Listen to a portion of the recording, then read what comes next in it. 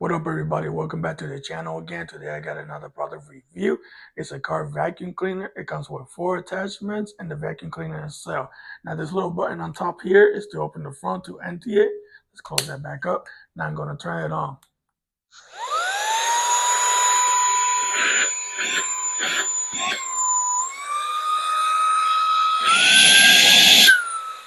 There's also a blower in the back.